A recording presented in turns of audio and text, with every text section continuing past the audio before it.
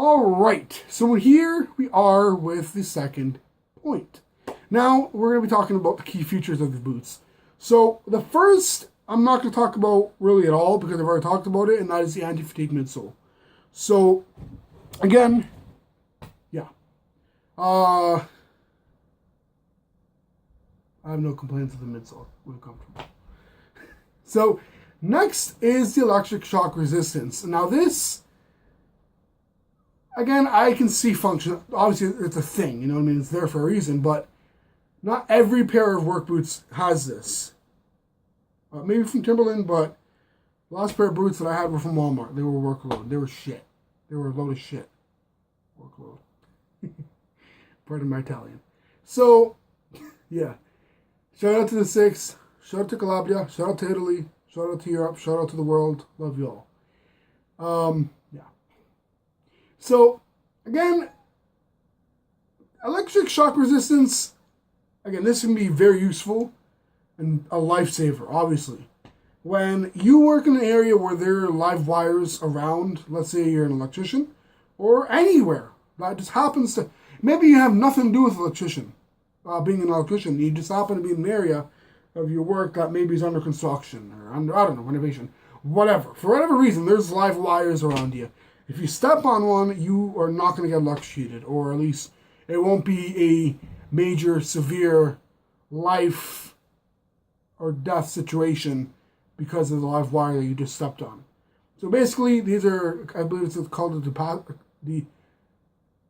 capacitative. I don't know what the word is. Anyways, I'm going to try to attempt to remember because it'll take forever. We'll all have grandkids. If you already have grandkids, you'll have great grandkids by the time I remember it. So, yeah. Shout out to aging. I hate it. I'm only 19. I already hate aging. God, I really did not expect this to happen. When I was young and I said I wanted to be older, this is not what I wanted. Thanks, God. Anyways, that was my little rant on aging. Shout out to everybody. So, next up is the puncture resistance. Sorry, guys. Next up is the puncture resistance.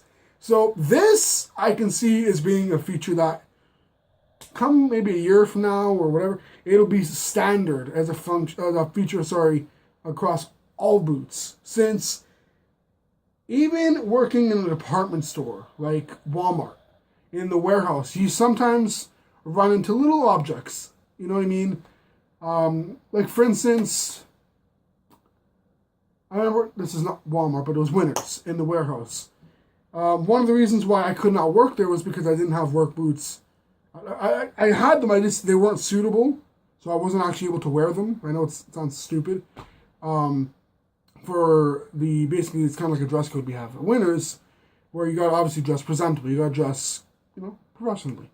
Not a suit and tie, but, not like dress shirt and, dress pants kind of thing, but suitable. You know what I mean? You got to dress the part. You got to look, like you expect somebody to look that works at Winners. So, or any store of that caliber, if that makes sense.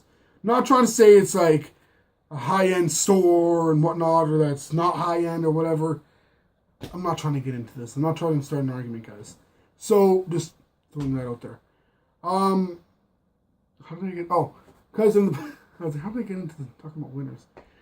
In the warehouse, one of the security tags was a little pin, and then you had the actual tag. The pin goes through one side of the product, if it's a pair of socks, shirt, shoes, or whatever. Or if it's shoes, it would be different, but, clothing, specifically like shirts, pants, I just said not shoes. Shirts, pants, you guys know my point. Like boxers, things like that, are light, loose. And stepping on one of those, if you are not wearing things that have puncture-resistant outsoles, shoes, things. Not wearing things. Love things. It can go through your shoe and into your foot, and we don't want that. We don't want, especially you can catch an infection from the metal. We don't want that. We don't want to get poked by anything sharp. You know what I mean? So again, that is another really useful trick. I don't know what's going on with me tonight, guys. I apologize. By the way, yes, I am wearing a different shirt. This is being recorded 24 hours after part 1, where I'm talking about the design. Yeah, it's basically because my phone died, and then all throughout today I was really busy. Yeah. So I apologize about any inconvenience of lighting and whatnot. I'm going to try to edit it so it turns out better if I can. Again, no promises, and I apologize if there's any inconvenience. So as I was saying, puncture resistance, that's something I would see as being a standard feature, even if it's only within certain companies that make it a standard feature with their boots. I can see that being a thing. Next is the TPU sole cold formula. Now this, I'm not 100% sure what it means. I think it means that under extreme temperatures, extremely cold temperatures, the TPU sole, basically it's not going to start separating. It's not going to freeze to where you would slip. So again, I don't really know a whole lot about that, and I apologize. So for that reason, I'm not going to talk about it more than I just did, because I don't want to get started into confusion. Again, all links, the link will be in the description to these boots, so you guys can check it out yourself. Any questions you guys have, comment section. I'll talk more about that in the end of the video, though. Next up, since we talked about slip-resistant outsole.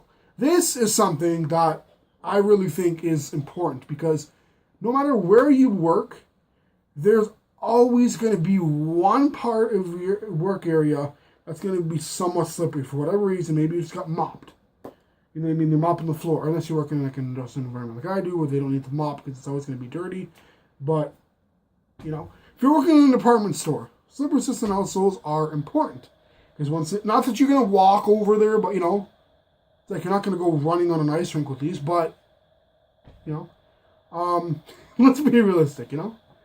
We're not trying to die or kill ourselves painfully, you know. So, the slip-resistant outsole, I do gotta say that's a big plus. Again, one thing that I do gotta say these perform well on is ice.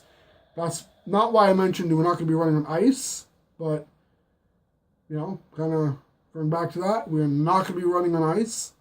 Please don't try this. If you do, you're really stupid and really... I'm just gonna end it there. Yeah. So next is the oil-resistant outsole, feature of the outsole. This is another thing like the puncture resistance that I can see being a standard feature. Even if it's only, again, like I mentioned, among certain companies or a certain line of work boots through certain companies or all companies that have this. Because if you work in a mechanic shop, I remember when I was in high school, I did co-op, and in co-op, one of the places I was at was Active Green and Ross. I'm not sure if you guys have them in the States. Shout out to the Six, because, you know, we're awesome. Shout out to Blue Jays, you suck. Toronto does not have any good, I swear to God, guys, I'm sorry. It's really sad, because I can't even say they're good. They're better than the fucking Leafs, but I don't want to get no heart and shit, you know. I don't want to get into any arguments. So, nobody would possibly deny it, but yeah, I'm sorry. Shout out to the Six. You need to get better sports teams. Yeah, they make me sad. Just kidding. So, next up again is a waterproof upper. This, I do gotta say, it works exactly how I expected it. Now, I have another pair of boots from Timberland. They're not work boots whatsoever. When I say that, because there are work boots that are steel toe, composite toe, or alloy toe, and then there are work boots that are soft toe, which just have none of the three toe caps. They are soft toe, which basically those protect everything except, like, you know, your toes from getting crushed. So I really don't see the purpose of it, because if that's the case, you might as well just go and get a really good pair of boots that are not work boots. Do most, I don't know. But, or just get a pair of, like, steel toe boots. I don't know. But, again, the waterproof upper, I do gotta say, dries really quickly. Like, within maybe, like, I stepped in snow and it was wet snow. And it didn't actually absorb into the suede or the nubuck because of this feature. And I do gotta say, One of the big reasons why I like this is because it saves you money over the years, spending each month or however frequently it is that you buy your waterproofing spray. It saves you money because, again, they can be costly. Depending on how much you spend and are willing to spend, it can be a little bit pricey for you. So again, that being a feature is another added bonus, as all these key features that I just mentioned are. So that is going to be it for the second point. And yeah,